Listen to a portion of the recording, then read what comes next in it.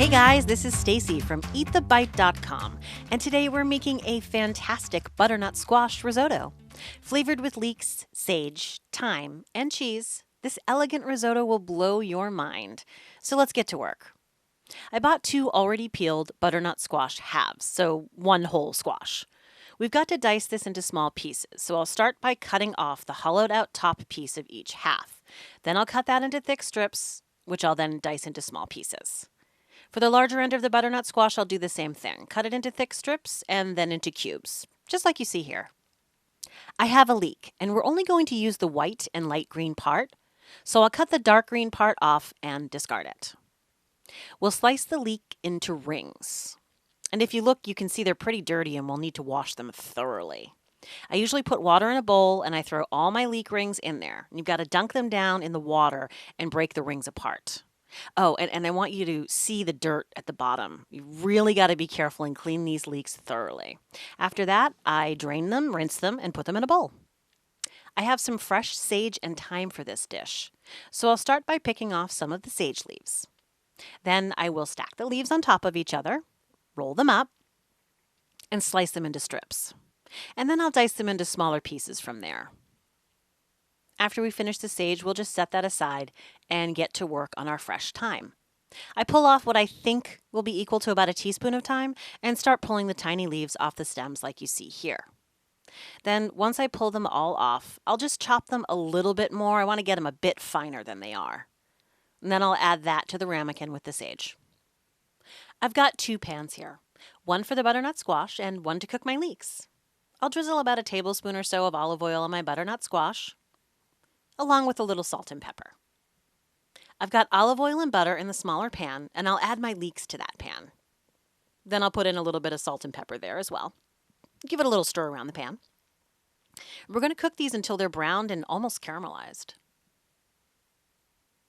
You want to give the butternut squash a good toss around the pan as well, coating all the pieces in the olive oil, salt, and pepper. Then we're going to put a cover over that butternut squash and let it steam on low to medium heat for about 20 to 30 minutes until they're very, very tender. You want to stir those occasionally. And then we also want to give the leeks an occasional stir as well. A little while later, our butternut squash is done, and I'm adding the fresh sage and thyme in with the leeks. Here's a little close-up for you. Smells amazing at this point. So we'll let that cook a bit until it gets fragrant, maybe a minute or 2. Then put the leeks and herbs right into the butternut squash pan. And the squash should be real soft and almost falling apart, which will be perfect when we mix it with the risotto. So here's a close-up of that. Now just gently mix the squash and herbs together and set it aside to prepare the risotto. In addition to the risotto, I'm also making some Italian sausage and steamed asparagus to go with the dish. It's optional, but I love that combination. Okay, the star of the dish, as they say, the risotto. We'll start by melting 2 tablespoons of butter in a pot. We'll add 2 cups of arborio rice to the butter and stir it around until the rice starts to turn white on the outside and gets a little toasty. I'm using vegetable broth as my liquid, and I'll add 1 cup at a time. So here goes cup number 1 of 5 cups of broth.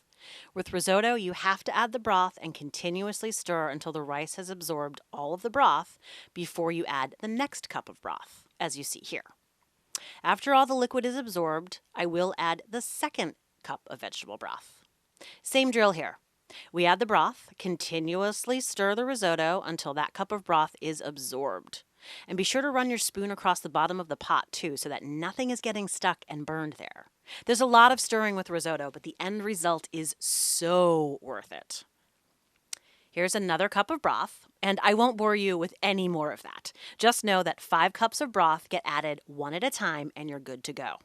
As you can see from the stirring, the risotto is coming along nicely after the final cup of broth has been added. And here's a nice close-up of that pot of risotto. I tested it and it's perfectly cooked and so creamy looking already. But remember, risotto doesn't taste like anything. We have to make it taste like something, and that's where our flavor base comes in. I'm taking a small container of mascarpone cheese and adding it to my risotto. Next, I'll take my spatula and give it a good mix around. The risotto is still hot and the mascarpone will melt right into it, giving it a nice, creamy, velvety texture. I've got some fresh Parmesan cheese and I'll add this as well, about a half a cup. And I'm loving my new cheese grater, which I find uses for every day. So I'm grating it right into the bowl and then incorporating it into my risotto. Just give it a good mix here. I took a little test and I decided yes, it could use a touch more Parmesan, so in it goes. Now it's time for the other part of our flavor base, the butternut squash, leeks, and herbs. I'll pour it all in and get to work mixing it together. The butternut squash is in very soft cubes, and I want to break down some of those cubes so it kind of melts into the risotto.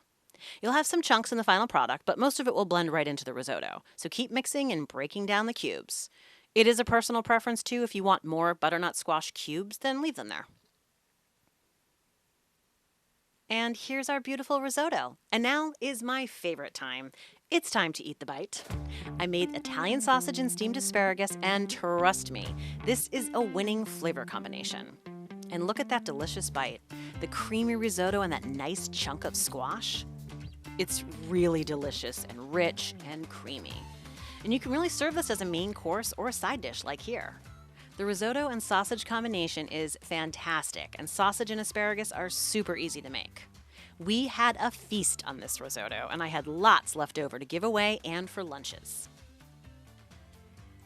That's all for now. You'll find this and all the printable recipes on my website at www.eatthebite.com. You can also sign up for my newsletter on my site so you can receive updates when I post new recipes. If you like this video, feel free to go ahead and subscribe to my YouTube channel. Thanks for watching, and see you next time.